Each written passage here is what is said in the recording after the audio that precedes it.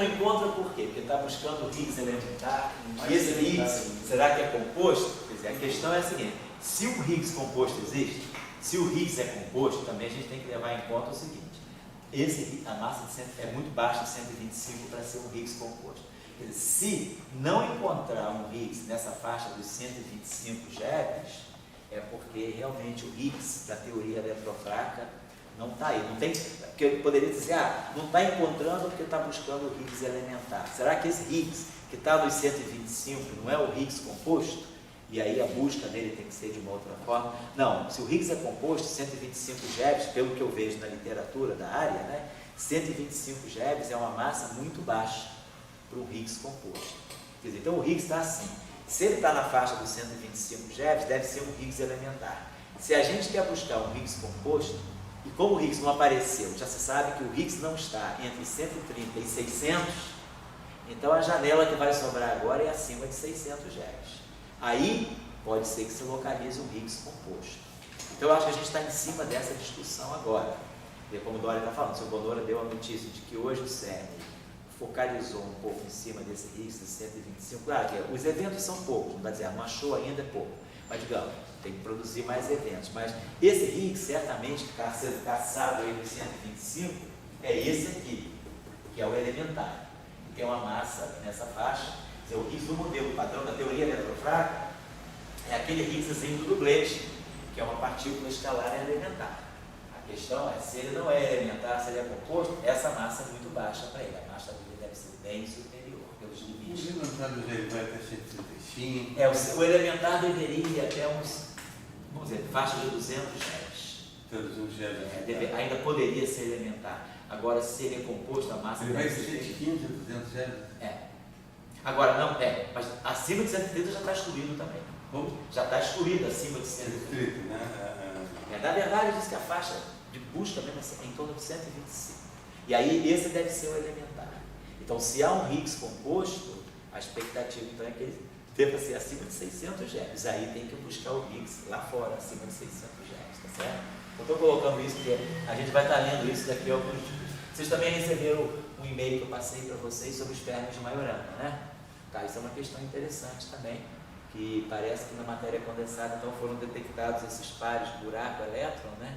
Que estão formando estruturas que são como se fossem ferros de Majorana. O Higgs composto vai de 600 GeV. Aí é o seguinte, ele estaria acima de 600 GeV. Agora, tem um limite também, que é o limite de unitariedade. Quer dizer, a unitariedade da teoria eletrofraca, ela impõe um limite na massa do Higgs, tem que ser menor do que 1 TeV. Então, a massa do Higgs, para a gente ainda conseguir ter um modelo padrão saudável, com o Higgs composto, o Higgs teria que estar entre 600 GeV e 1 TeV. Mais ou menos essa seria aonde a gente iria agora buscar, porque se ele não estiver aqui, é pular para de 600 agora. Quando buscar o Higgs a 600 GeV, vai precisar de um certo trabalho a mais, não vai ser simplesmente repassar essa massa. Que aí, se for um Higgs composto, é mais complicado. Não sei os sinais. O que se espera assim, de um Higgs composto? Ele seria composto de outras partículas que não as que já foram citadas no modelo padrão? Certo, seriam ferros mais fundamentais. E uma dinâmica mais forte que os líquidos. Aí poderia ser uma quinta força.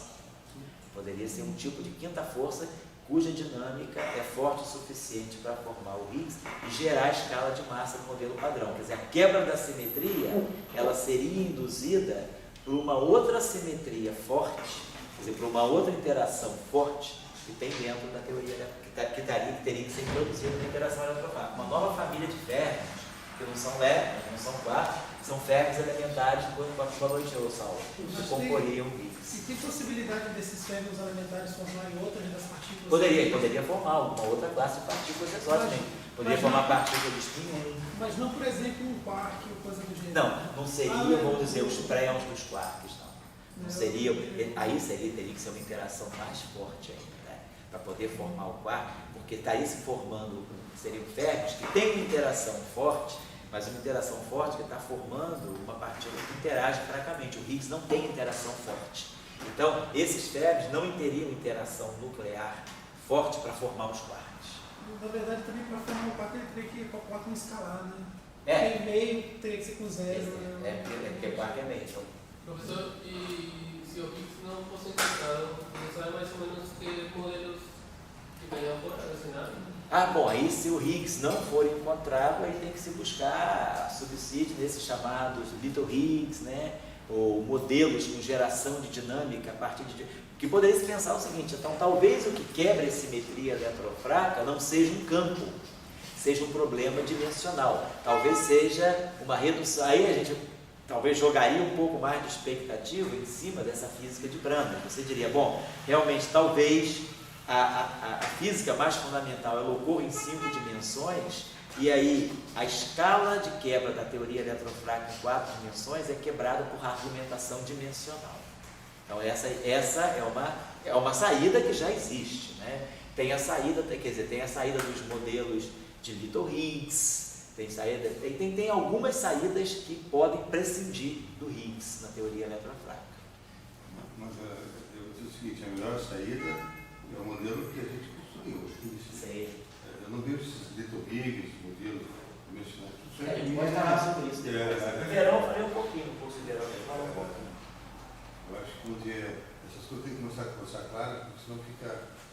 o Higgs não existe. Esses outros, eles são mais especulativos do que o Higgs. São modelos alternativos, sem Higgs. Né? E a gente tem modelos que conseguem botar massa, etc., sem precisar mudar de Higgs. Bom, são outras possibilidades. Então, vou colocar aqui para vocês o que a gente tem. Então, a gente está construindo a nossa eletrodinâmica aqui dentro desse setor. Como é que o Martinelli se colocou no seminário dele sobre isso?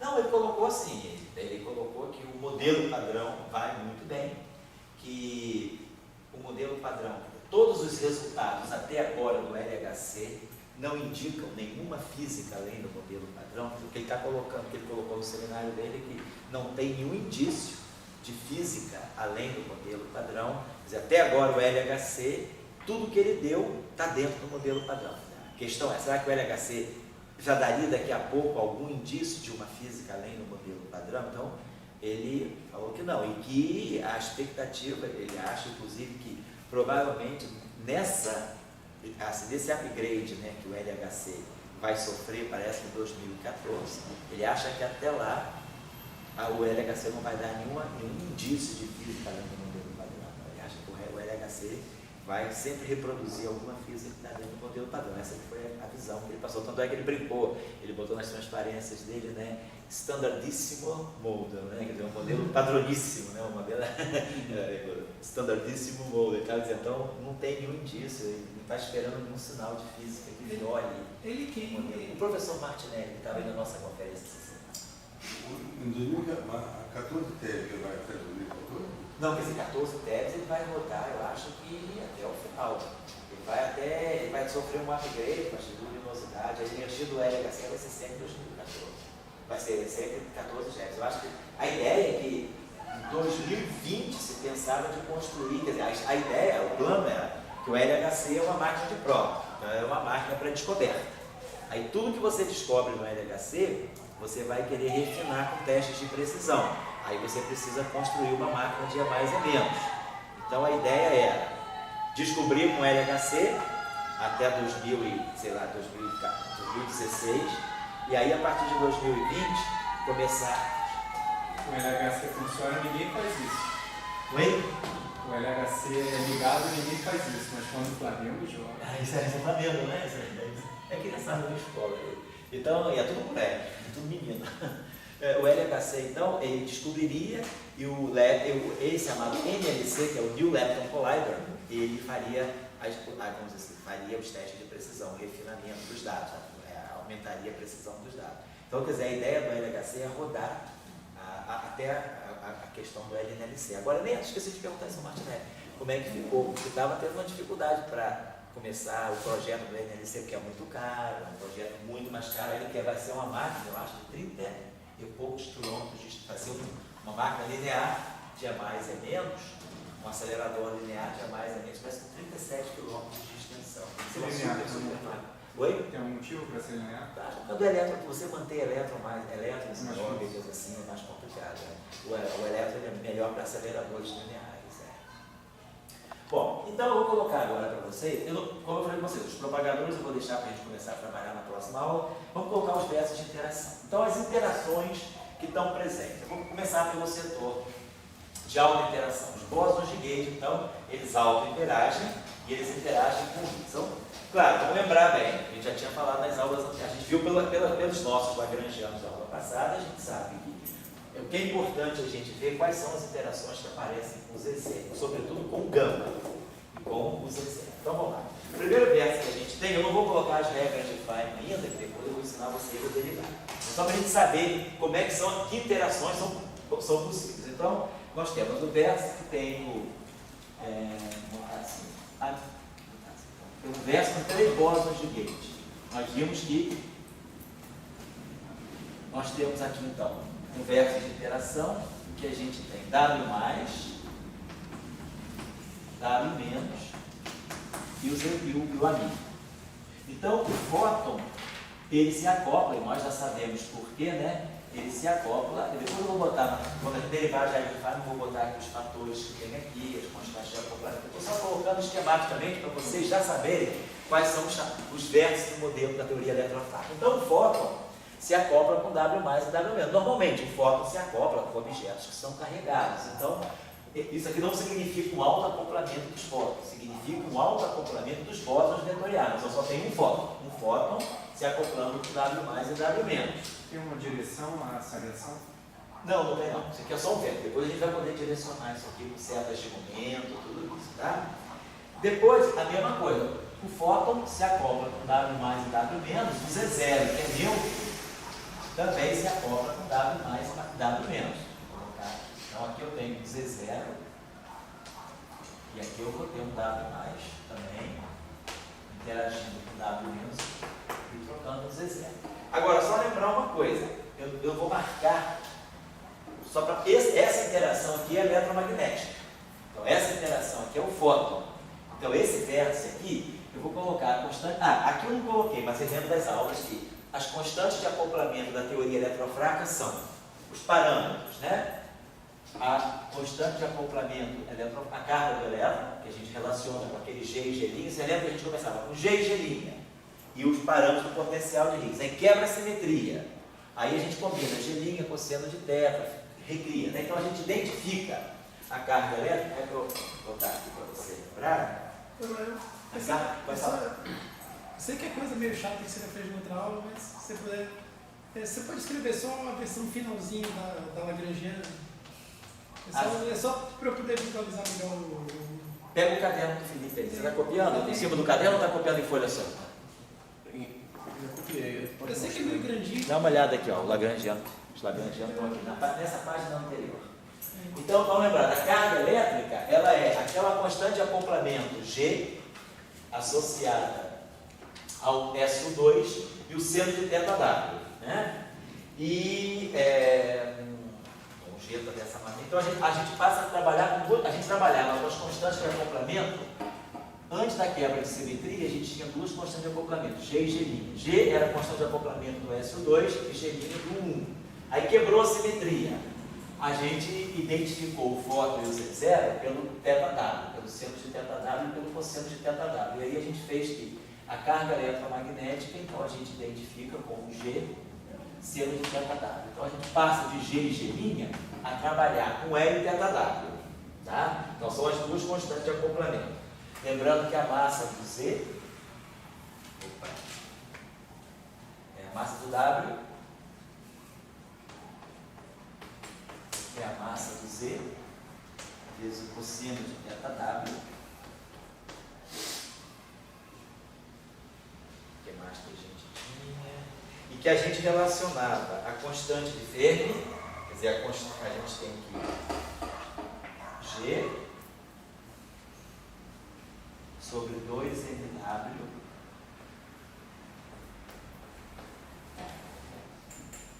ao quadrado é igual a constante de Fermi, GF. E aqui meio aqui, vai entrar aqui sobre 2 raiz de 2. Então tem isso aqui, 1 sobre 2 raiz de 2. Até cansar.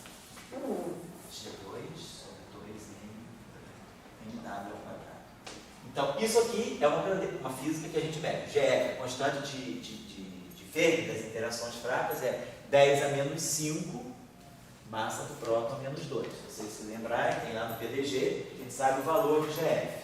Sei o valor de MW, então eu sei quem é esse G, essa constante de acoplamento G. Seno de θW, hoje, a medida que a gente tem do seno de θW, hoje aqui, o seno de θW é aproximadamente 0,23. Tem então a medida do θW, sabe que tem a carga do elétron também. Então, as constantes do modelo estão aqui. Aí aquele parâmetro que vem do potencial de Higgs, que está ligado com as massas, é o parâmetro V. A gente calcula ele, a gente sabe quanto vale ele, né? Ele está na faixa do, vou botar aqui, do V. A gente tem essa relação, deixa eu botar essa relação aqui também, que ela é ilustrativa para nós. Deixa eu apagar isso aqui que todo mundo já botou. Só para botar os... A gente sabe que a relação que a gente tem é essa. A constante de Fermi sobre raiz de 2 é igual a 1 sobre 2 V2. Então, quem é esse V? V é o valor esperado no vácuo do campo de Higgs. Lembra que aquela escala de energia que eu falei com vocês, que naquele valor de V, a simetria SO2-1 quebra, e aí a gente ganha, abaixo dessa escala, a gente ganha o eletromagnetismo separado da interação fraca. Então, a escala que faz a separação, né? Então, a gente vem assim, a gente vem na energia, assim, vai descendo a energia, chega aqui. Então, até aqui, daqui para cima, a gente tem simetria SO2-1. A gente tem a simetria SO2 left, tem aqui a simetria U1Y. E aqui então nós temos esse V, aproximadamente 246 GeVs. E aqui daqui para baixo o que a gente tem é a simetria U1 eletromagnética. Então, essa escala V, ela marca a separação, ela marca a transição de fase da simetria exata para a simetria quebrada, e esse V está ligado dessa forma com a constante de Fermi. Então, eu conheço a constante de Fermi, eu consigo ver. Então, a ideia é uma ideia, assim, vamos dizer, de uma física mais fundamental. Sempre que uma constante de acoplamento de uma interação tiver dimensão, a gente acredita que o fato daquela constante de acoplamento ter dimensão deve estar indicando que ela não é fundamental, deve ter uma física mais fundamental por trás dela. Então, o fato da constante de Fermi ter uma dimensão de massa menos 2, esse GF, né? Ele é na faixa de 10 a menos 5, massa do próton a menos 2. Então, o fato dela ter dimensão de massa a menos 2 significa que deve ter uma física mais fundamental. E aí a gente vê, pela teoria eletrofrágil, eu consigo ver quem é que está dando a dimensão do GF. Esse V tem dimensão de massa, então massa menos 2. Esse V é o valor esperado no vácuo do campo de Higgs.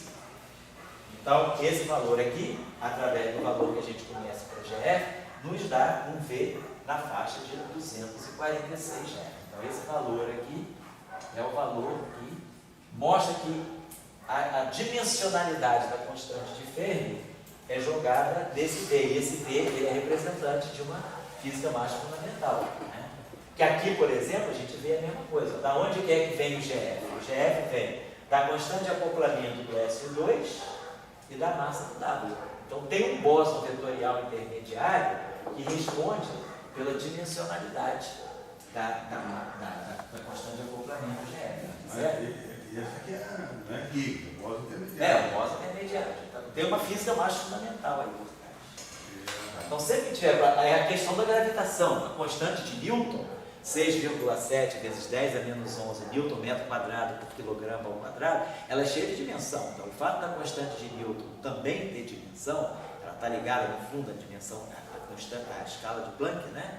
Mostra que a gravitação, né, deve ter uma teoria mais fundamental da gravitação que responde pela não elementaridade dessa constante de acoplamento, o que não acontece, por exemplo, com a constante de estrutura fina do eletromagnetismo, é 2 sobre 4π, né? 2 sobre 4π H cortado C, ela está na faixa de 1, ela é 1 sobre 137, é adimensional. Então isso mostra que o eletromagnetismo não tem nenhuma assim, estrutura fundamental vindo por trás da constante estrutura fina. Mas o GF e a constante Newton automaticamente dão isso. Então, esse vértice aqui é um vértice de interação eletromagnética. Então, eu vou colocar aqui a constante de acoplamento da interação eletromagnética, que é o E. Agora, aquele vértice aqui é um vértice da interação fraca, porque é um Z0. O Z0, a interação dele com W+, então o fóton se acopla com W+ e W- por uma interação eletromagnética. Então, é uma interação de carga. Agora, o Z0 se acopla com W+ e W- não por uma questão de carga, mas uma questão de carga fraca. Esses três bósons são do SO2. Então, esse acoplamento aqui é um acoplamento eletromagnético, é um acoplamento com esse acoplamento aqui é um acoplamento do SO2, é um acoplamento fraco. Então, a constante de acoplamento que vai aparecer aqui nesse caso é o G cosseno de θ. Se chama de acoplamento eletromagnético. Chamamos de acoplamento eletromagnético o acoplamento que vem com a constante E, que vem com a constante estrutura fina. O E2 é alfa. Então, é um acoplamento que traz uma informação do eletromagnetismo. O que distingue o eletromagnetismo da interação fraca é a constante de acoplamento. Então, esse cara aqui, essa constante de acoplamento vem lá do S2, está toda no setor fraco. E essa constante de acoplamento é o G seno de θW, mas esse acoplamento aqui é o acoplamento de natureza eletromagnética, é o acoplamento de carga. Mas você define, né? Não, defino não, eu faço, digamos, eu penso na QED. O que é a QED? A QED é a interação do fóton com objetos carregados. Então, se eu fizer uma QED, esquece a teoria eletrofrágil. Vamos fazer uma QED, a gente faz a QED, a gente pega a equação de Dirac, que é uma equação com uma partícula carregada, um férmio carregado, acopla com o fóton. Agora, se eu fizer o mesmo exercício, pega uma partícula de spin 1 carregada, esquece eletrofrágil, pega um bóson de spin 1 carregado e massivo, acopla com o fóton. Então, a gente vai ver que vai aparecer exatamente esse vértice aqui. Então, a interação eletromagnética que está aparecendo aqui, ela sobrevive à teoria eletrofrágil. Você diz que o nível de W+, W-, ali embaixo, tem mais e menos. Ah, não, depois eu vou chegar lá. Estou colocando a massa para. Esse é um tem dois mais velhos. Você, digamos, você tem um amigo em W+, tem que ser R, mas é por definição. A teoria não me preparou isso. Se você pensar na eletrodinâmica sozinha, te preparou. Quer dizer, quando você acopla o fóton com alguma coisa carregada, você coloca alguma constante de acoplamento. Qual é a constante de acoplamento? Esquece a teoria eletrofrágica. Recorta só a eletrodinâmica. Antes da teoria eletrofrágica, quando a gente sabia só a eletrodinâmica, a gente já sabia qual era a constante de acoplamento do fóton com qualquer objeto carregado. Era o E. Quer dizer, eu dou a ela o nome de E, mas no fundo é a constante de estrutura fina. É o E2 sobre 4π, 1 sobre 137. Eu sei que tem uma constante de acoplamento ligada à interação eletromagnética. Agora, quando eu construo a teoria eletrofrágica, e eu sei que esse vértice aqui é um vértice de interação, deve representar o eletromagnetismo, claro, o que aparece aqui é G seno de θ. Então, eu em vez de trabalhar com as constantes de acoplamento G e G', eu trabalho com G e θW. Eu faço uma mudança de variável. E aí, mas quem aparece aqui é o G seno de θW. Mas como esse vértice aqui acopla fóton com partículas carregadas, eu vou dizer, esse vértice aqui, ele deve justamente representar o eletromagnetismo. Então, aí eu vou identificar isso aqui como E. Claro, eu faço essa identificação, porque eu sei que eu estou construindo uma teoria que deve conter o eletromagnetismo. Aonde é que eu vou ver o eletromagnetismo? Aonde o fóton está acoplado com partículas carregadas. Essa aqui é a ideia. Então, são esses vértices aqui. Então, só para a gente poder justamente saber, se a gente for fazer um processo de espalhamento W+ e W-, tem um setor que o W+ e o W- interagem trocando fóton. Aí vai entrar a constante de acoplamento, vai entrar a interação eletromagnética que vai interferir para fraco. Agora, se eu tiver energias mais altas, claro, baixíssimas energias, W+ e W- vão interagir trocando fóton.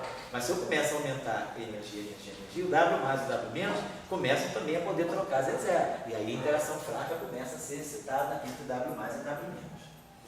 Bom, aí agora, esses são os trivértices. Isso aqui já foi medido experimentalmente. Então, experimentalmente, a gente sabe que a estrutura de trivértice das teorias de Young-Mills está ok. Mas ainda não tem uma prova experimental de que a estrutura de quadrivértices da teoria de Young-Mills está correta. Quando a gente estuda a teoria de Young-Mills, a gente fez o nosso curso de verão aí, a gente via que aparece um trivértice, aparece a constante de acoplamento de ali, G, constante estrutura, a constante estrutura da simetria, AMI, AMA, AMB, AMC. Isso aqui é o trivértice. Então, essa estrutura de. Então, isso aqui é 3 campos de Gauge interagindo no mesmo ponto. Então, essa estrutura de vértice aqui já tem uma comprovação experimental. Agora, a gente sabe que depois aparece uma outra constante, um outro vértice, F2, G2, F, ABC, G2, F, E, DF. E aí aqui vai aparecer AMI, B, AMI, C,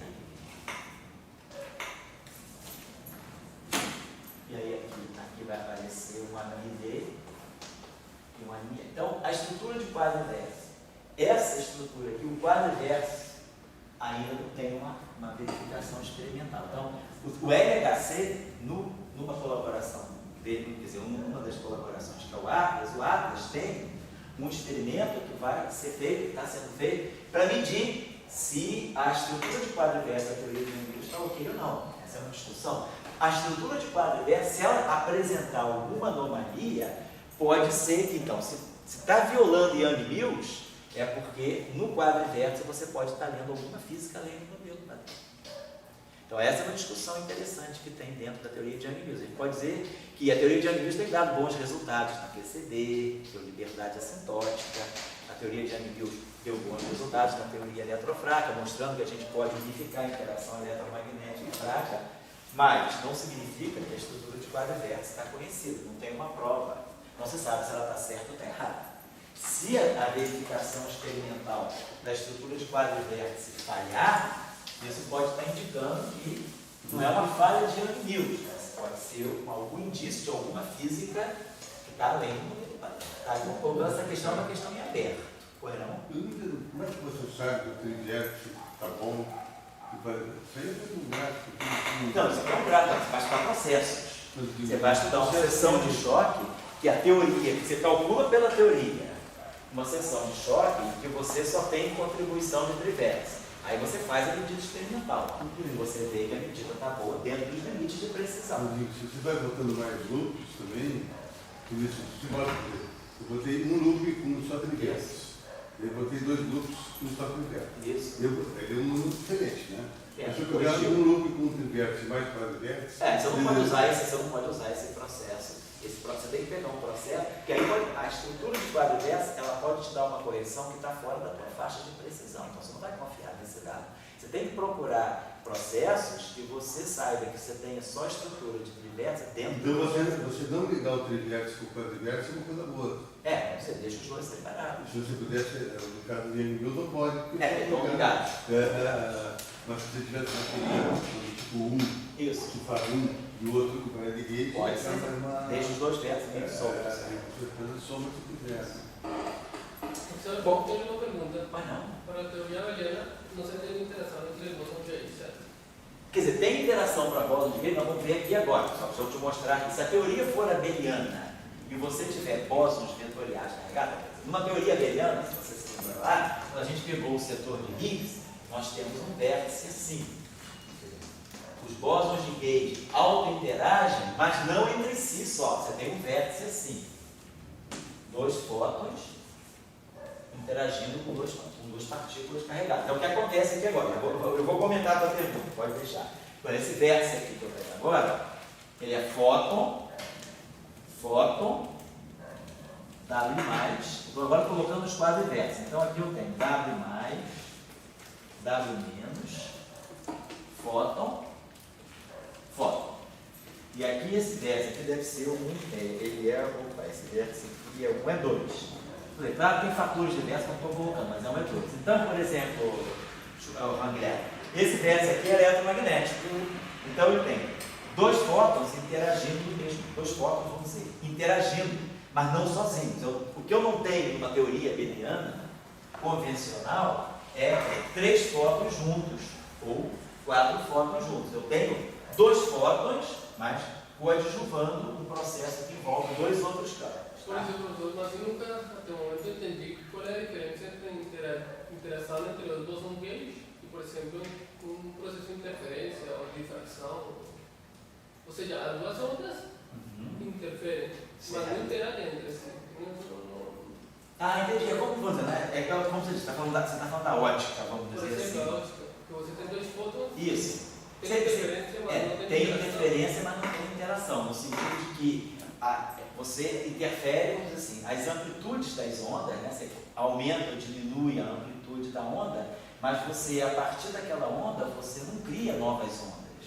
A autointeração é um processo em que você, é um processo diferente da interferência, no sentido de que, se duas ondas interagem, então você não teria um padrão só de aumento de amplitude, ela ficar mais brilhante ou menos brilhante, você produziria mais ondas a partir daí. Você teria novas perturbações produzidas a partir. Se você colocasse dois lasers, fizesse um laser interagir com, quer dizer, um cruzar o outro, então aí você tem um processo de interferência de luz.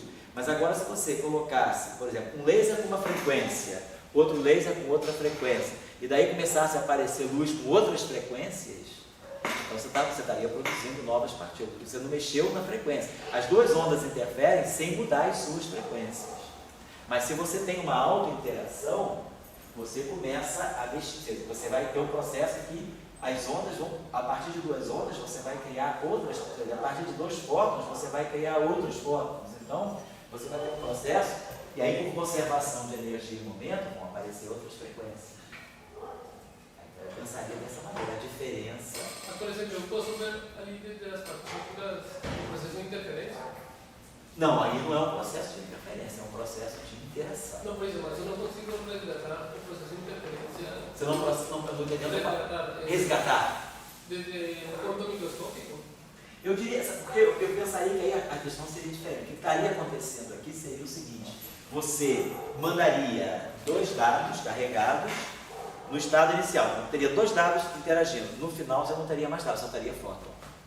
Então você produziu uma outra categoria de partícula que nem estava presente antes. Então esse é um processo que não é de interferência, é um processo de criação de novas partículas. Quer dizer, o W mais e o W menos tem energia suficiente para produzir fótons altamente energéticos. Tá? É a diferença. Essa parte eu não entendo, mas... Oi? Essa parte eu não entendo, mas não sempre fica como estranho, como que a gente pode ver duas ondas em interação, interferindo, gerando padrão de interferência, mas elas não estão Interagindo. Vamos dizer, aí, vamos colocar o que está em jogo aí? O que está em jogo aí é a superposição. Você tem uma linearidade. Então, quando você tem uma onda e outra onda, e você diz que o resultado da ação dessas duas perturbações é uma terceira perturbação, que é a soma delas duas, o que você está dizendo com isso? Você tem um processo linear. Então, um processo linear é um processo que está jogando fora a autointeração. Se você colocar, então pega uma carga, gera um campo, pega outra carga, gera o seu campo. Num ponto aqui, o campo total é a soma dos dois campos independentemente. Isso significa linearidade. Então você está usando o princípio da superposição, não tem autointeração. Mas se você tivesse uma eletrodinâmica com autointeração, o campo num ponto não é a superposição dos campos das diferentes cargas que estão gerando. Então, aí o que você tem? Você tem que calcular o campo num ponto, não somando os campos individuais. Você tem que usar as equações completas. Então, o que eu entendo da interferência, a interferência, de uma certa maneira, ela é uma prova de que o eletromagnetismo é uma teoria linear nesse limite geométrico. O limite da ótica geométrica mostra claramente que o eletromagnetismo é uma teoria linear. Você consegue mostrar que duas ondas se somam sem se interferem construtivamente, destrutivamente, não importa, mas você não muda as frequências, você simplesmente soma a perturbação num ponto, acumulando as perturbações individuais. mais. Isso aí é um reflexo da linearidade, portanto, da não auto-interação. Se houvesse auto-interação, a equação de onda que descreve uma onda e a equação que descreve a outra onda, ela não seria linear do campo. Você não teria Laplaciano, 1 menos C2, de E, você teria 1 sobre C2, D2, DT2, menos Laplaciano de E, mais alguma coisa com E ao quadrado, aí você já não poderia. Eu acho que a interferência é uma prova da linearidade a nível de ótica geométrica, né? Agora, no processo mais fundamental, será que realmente em nenhuma situação você vai ver auto-interação de fótons? A eletrodinâmica, dos limites em que ela vem sendo medida, ela não mostra nenhum indício de não linearidade. A gente sabe que essa questão é discutida. Por isso se construiu aquele laboratório que tem lá em Guadalajara, né, o PVLS, né? Ele é um laboratório construído para detectar possíveis efeitos não lineares do eletromagnetismo. Até agora o PVLS ele já está numa fase 2, na primeira fase o resultado foi completamente negativo. Mostrou que não se conseguiu, com medidas de alta precisão, detectar nenhuma não linearidade do eletromagnetismo. Agora ele está operando numa fase 2. Teve um upgrade, eu acho que há 2 anos atrás, e ainda não saiu nenhuma evidência de não linearidade. Agora, a pergunta é, em processos astrofísicos, pode ser que você tenha não linearidade. Mas aí então, o princípio de superposição não é um princípio, isso é um empreendimento. Exatamente, eu diria que não é um princípio. A gente ficou com essa palavra na boca, né? Mas não é um princípio, exatamente. Quer dizer, o princípio da superposição, ele só é verdadeiro se você tiver uma teoria linear, claro. É porque a gente pegou essas coisas antes ainda de conhecer essas teorias mais fundamentais. Se você pega, por exemplo, uma teoria de Bohr-Neifeld, que é não linear, e você vai estudar, aí você tem auto-interação de fóton, realmente. E aí, você certamente ia ter que detectar que o processo de interferência, ele é completamente diferente do que a gente espera do regime linear. Mas é estranho, porque na mecânica quântica é formular soluções de superposição. Isso por quê? Porque a equação de Schrödinger é linear. Mas se você trabalhar com uma equação de Schrödinger não linear como existe, se você colocar um termo na equação de você poderia criar um termo Laplaciano, a gente entra na quadrada mais Vψ. Se você colocar, sei lá, um termo aqui que tivesse uma constante, módulo de Ψ ao quadrado Ψ, isso aqui é não linear. Então, a função de onda é de 1 para... Quando você for, se você tem uma função de onda, se você joga, quer dizer, uma partícula, joga outra partícula, a função de onda num ponto não é simplesmente a soma das duas funções de onda. É porque a equação de Schrödinger também é uma equação linear. Ela não depende de módulo de Ψ, ela é completamente linear. Ela pode ter um potencial que é não linear, não pode, mas ela é linear em Ψ. Tudo isso, Hψ igual a Epsilon, ela é linear. Então vale o princípio da superposição. Agora, se você estudar, tem um problema, inclusive, interessante em física matemática, é esse. Nonlinear Schrödinger equation. Em que situações você pode falar de uma equação de Schrödinger não linear? Se você quiser ler alguma coisa sobre isso, pelo menos um livro que eu conheço bem, é aquele livro de teoria de Differential Geometry and Gauge Theory, aquele livro do dinamarquês, eu acho que é o pior. Como é que aquele dinamarquês é Fersal?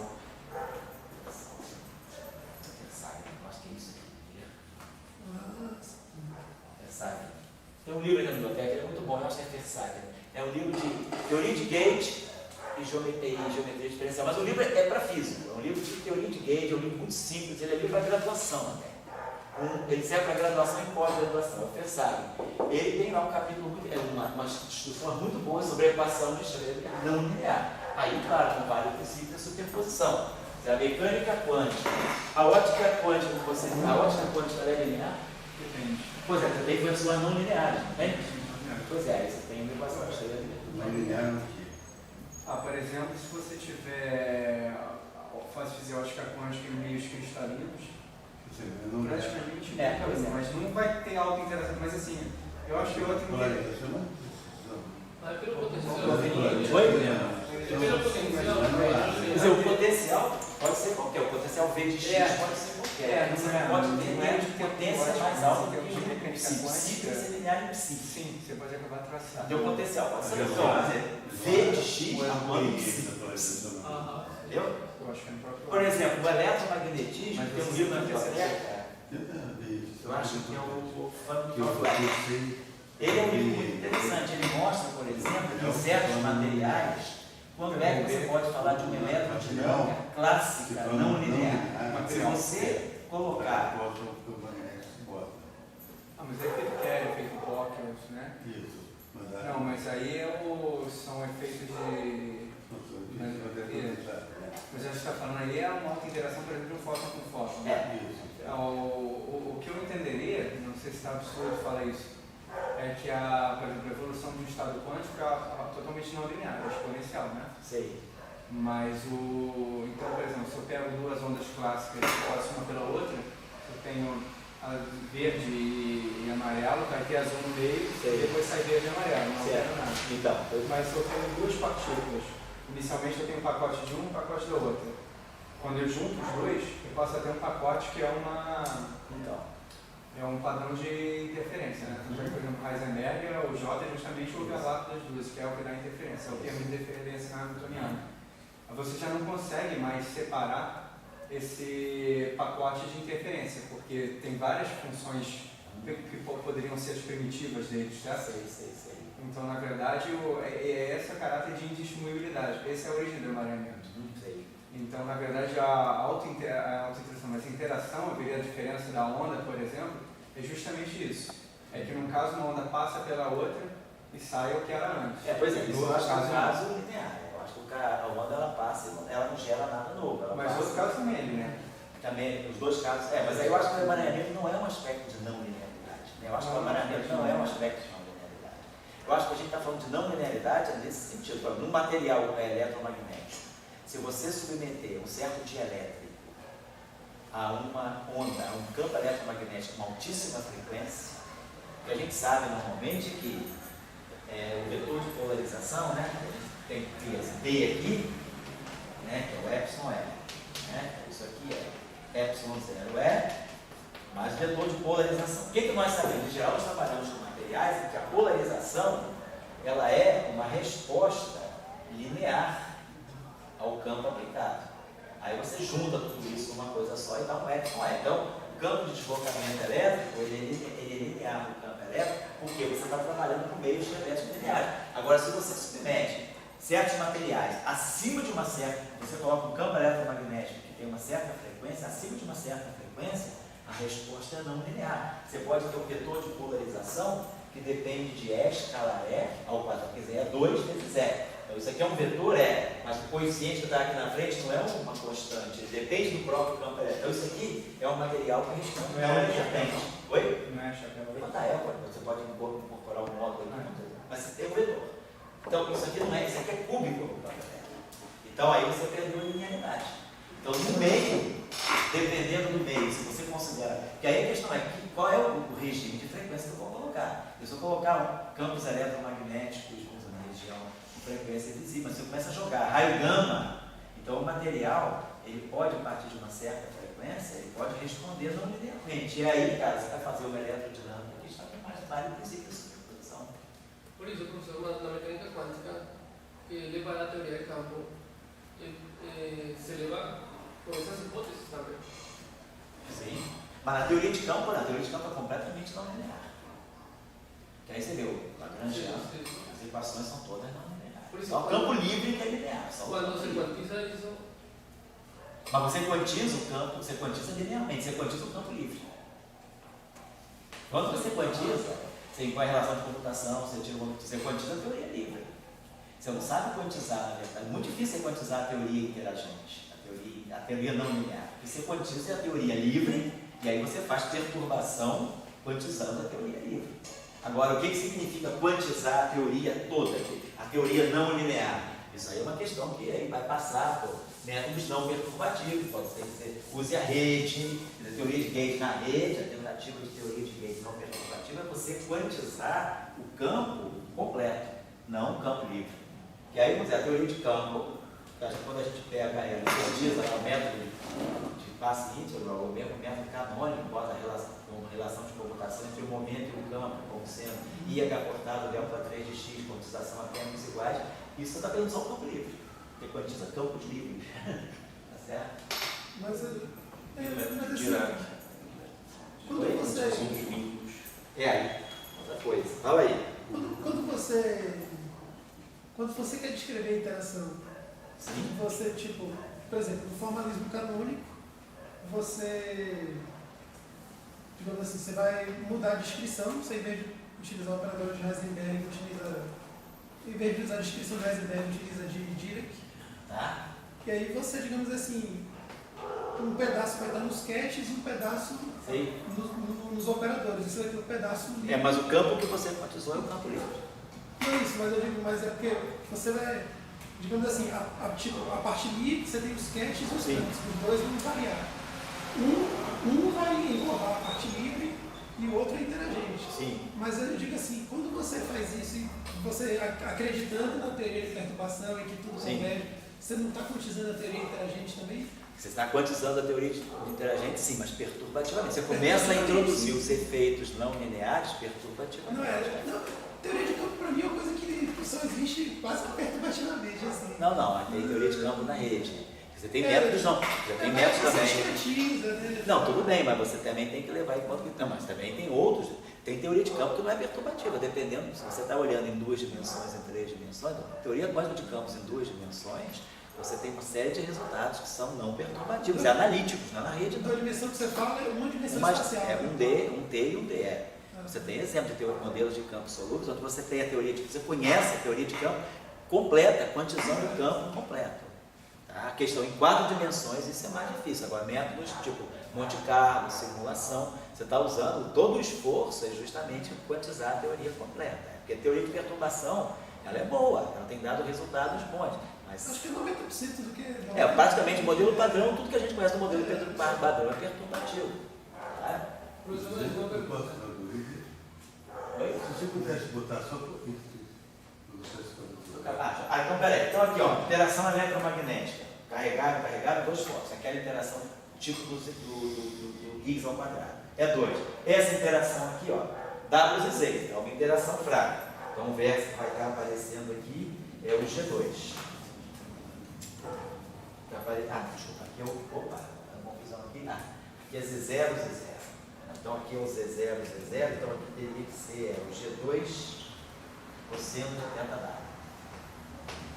Essa interação aqui, então eu tenho dois Ws interagindo com 2 fótons, 2 Ws interagindo com 2 Z. Agora eu posso ter 4 Ws interagindo. Você não fica quadrado, não? Oi? Não, cosseno ao quadrado de θ não. É só cosseno de θ. Foi não? Fala aí, Dói. Se você pudesse, só por completeza, fazer assim, só com o A, do A, sim. O vértice só com A, né? Tá. Você tem só A. E depois o quadro vértice só com A. Tá. Daí eu só quero primeiro você terminar por trás. Tá. A gente faria a pergunta, por que esses gráficos não existem? Esse aqui tem 4 dados. Tem 4 dados. Então, esse vértice aqui, por exemplo, nós não temos nenhum vértice com 4 Z0. Não tem nenhuma interação com 4 Z0. Apesar do Z0 estar no setor SU2 e ser não abeliano, né? Não tem interação com 4. Nós só temos interação com 4 da mesma categoria, só esses 4 dados, que é claro, é uma interação aqui, ou essa interação aqui é G2. Mas por que eles não auto-interagem? É que estão auto-interagindo, né? Os Z0 não auto-interagem. A questão é uma questão que é um pouco está nas raízes da teoria de campo. A auto-interação de campo neutro é uma coisa que não é óbvia, não. É uma coisa que é mais difícil de controlar. É mais fácil você controlar a auto-interação de campos carregados assim do que de campo neutro. Mas não é por isso que não tem. É porque na construção, quando a gente constrói o modelo padrão, a quebra espontânea da simetria, quando você faz a quebra espontânea da simetria, você vê bem que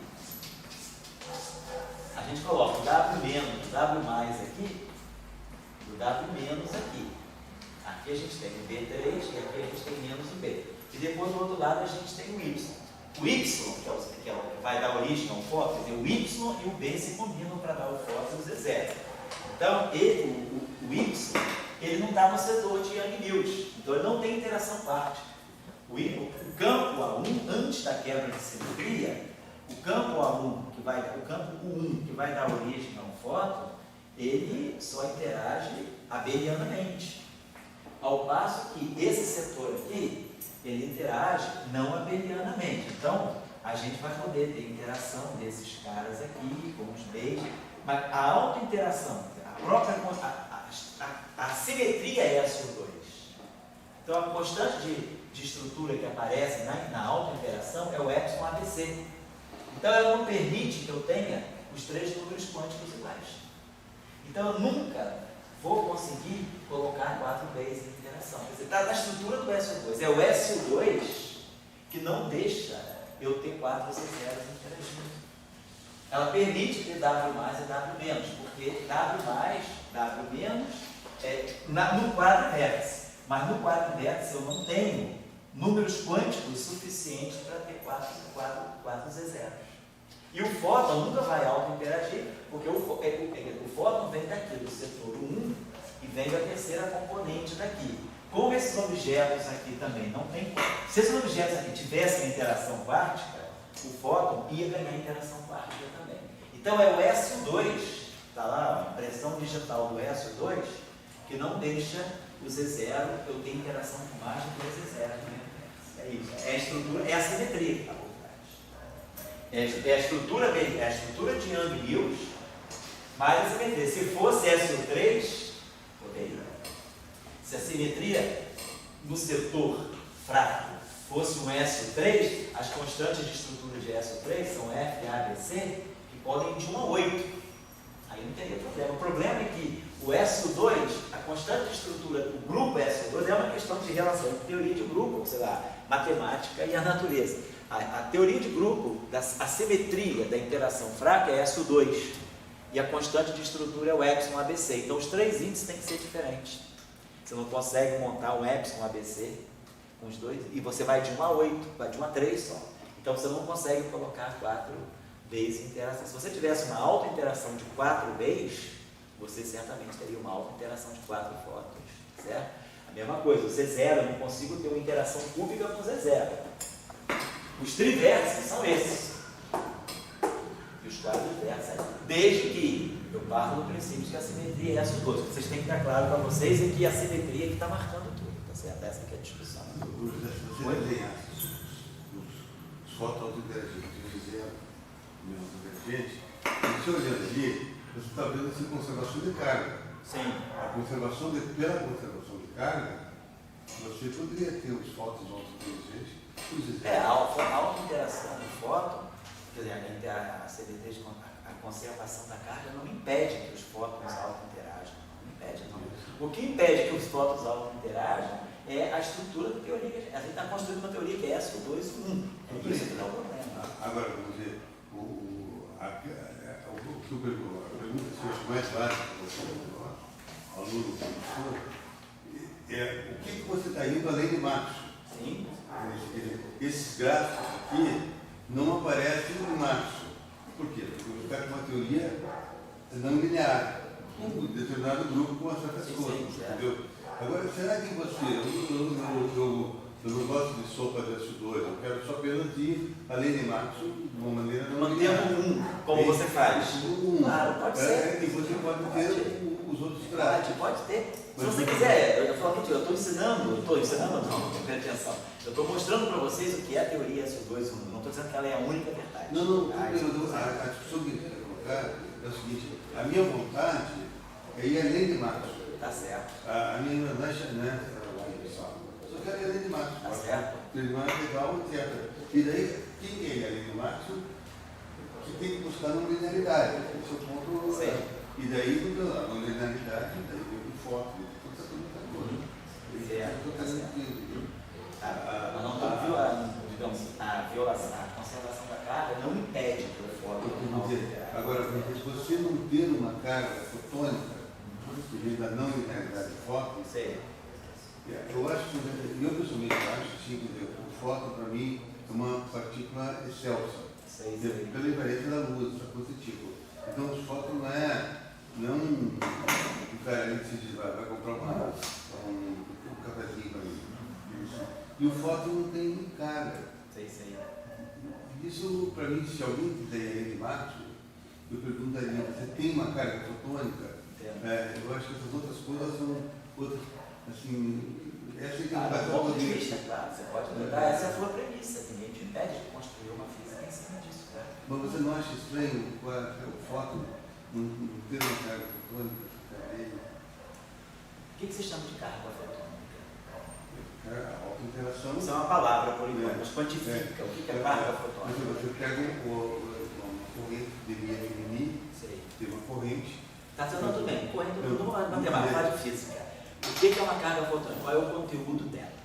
A carga fotônica. É uma nova carga da natureza? É uma nova carga. Só o fóton tem. É uma nova carga que você, com aquela carga, você é capaz de gerar seus próprios campos eletromagnéticos. Você é capaz de gerar a partir daquela carga. Essa é a E o que te diz, por que você acha que o fóton não tem essa carga?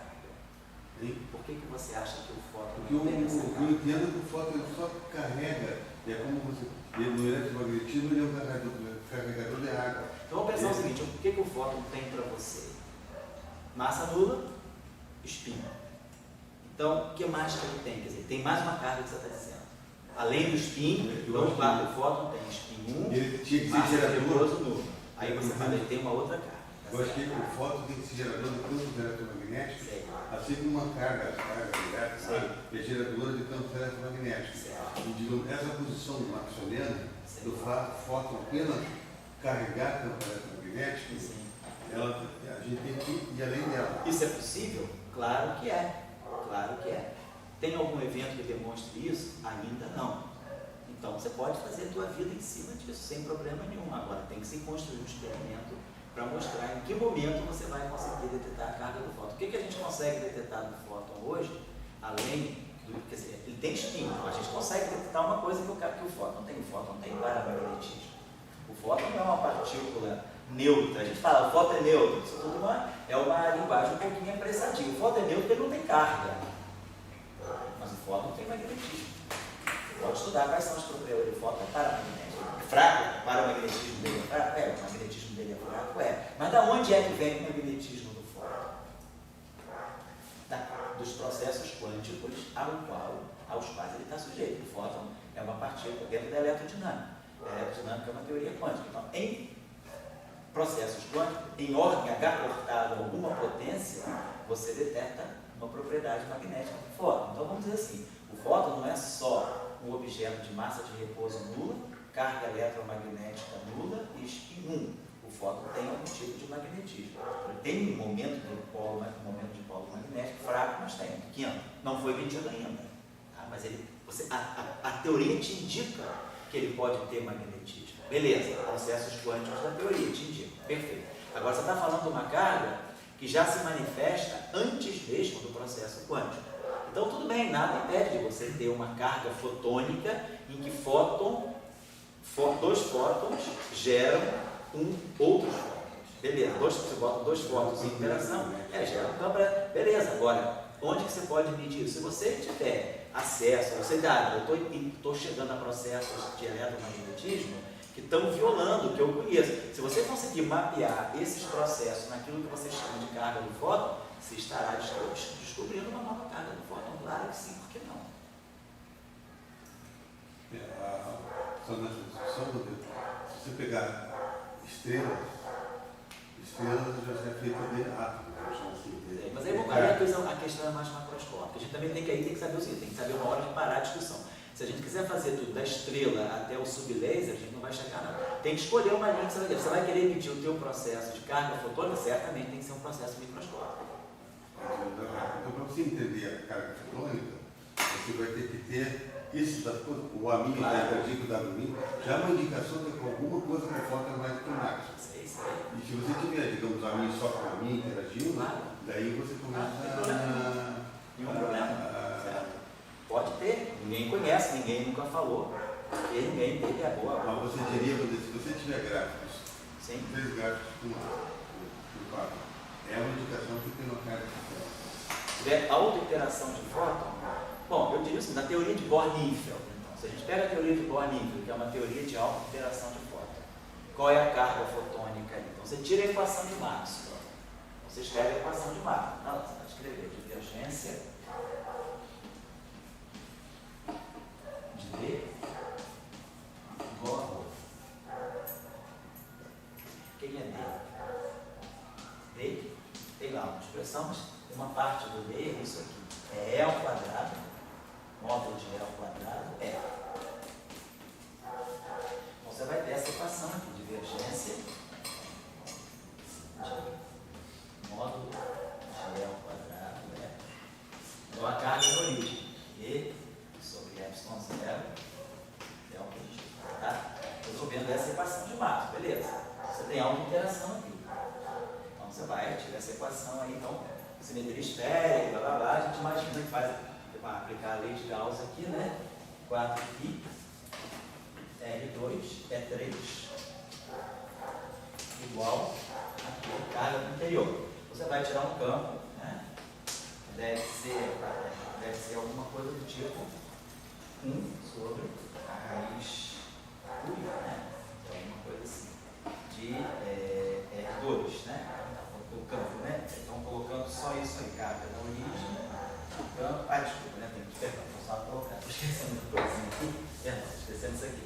É divergência, na verdade eu tenho que corrigir a equação de lá. Divergência de E, mais esse termo aqui, mais a divergência de E, mais módulo de E ao quadrado, então teria algo desse tipo. Eu teria uma equação que daria algo do tipo R2, que vem na verdade 4π R2, aquela coisa que a gente faz sempre, que é o livro de Gauss, só que aqui eu teria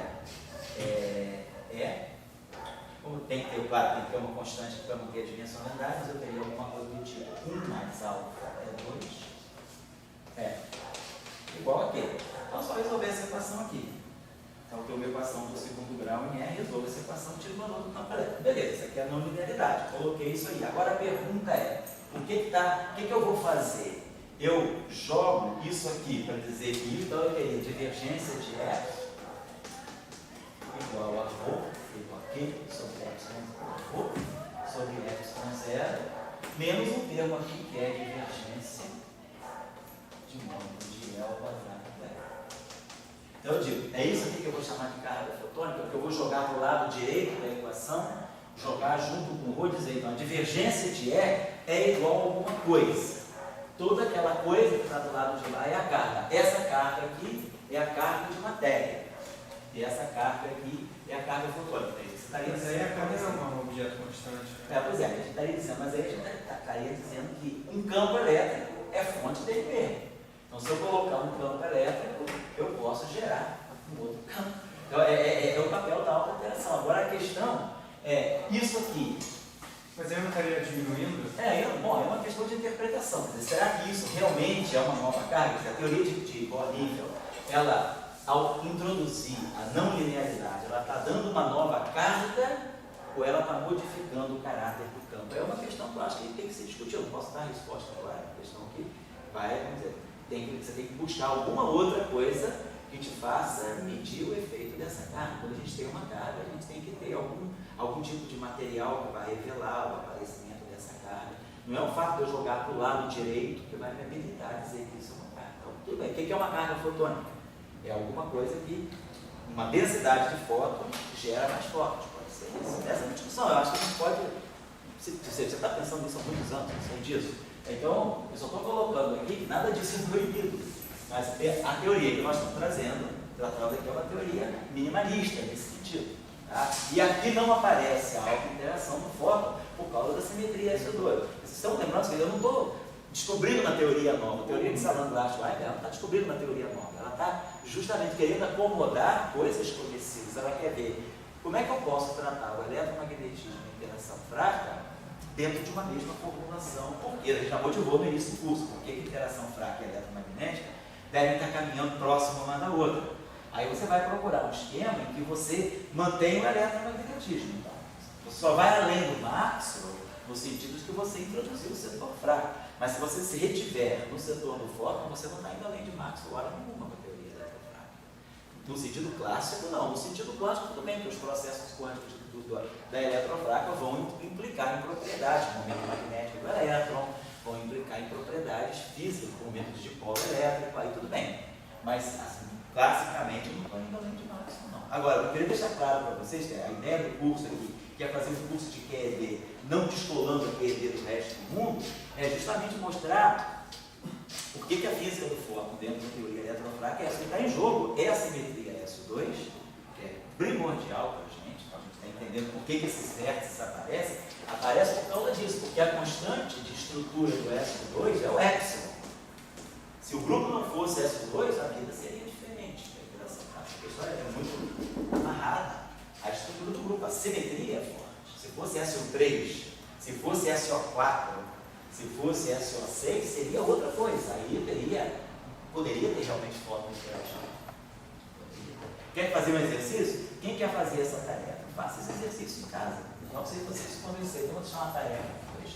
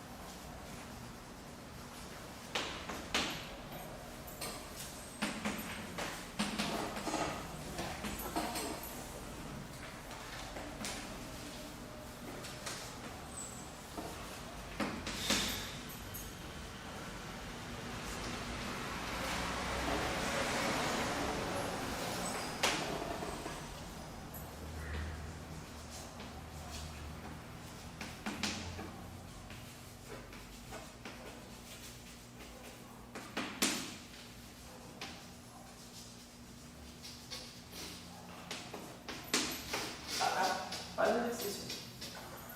Repete as aulas, tudo que eu fiz até hoje. Acho que mais que 3. Tá bom? Professor, uma pergunta. A transição da partir da... Como? Uma transição no momento que se quebra a simetria. Nesse momento o campo ainda é muito forte, certo? O campo tem muita energia ainda. Um pouquinho abaixo do regime de quebra a simetria. Como você falou, um campo muito energético pode ter um comportamento não linear. Certo. Então, de alguma forma, a teoria eletrofraca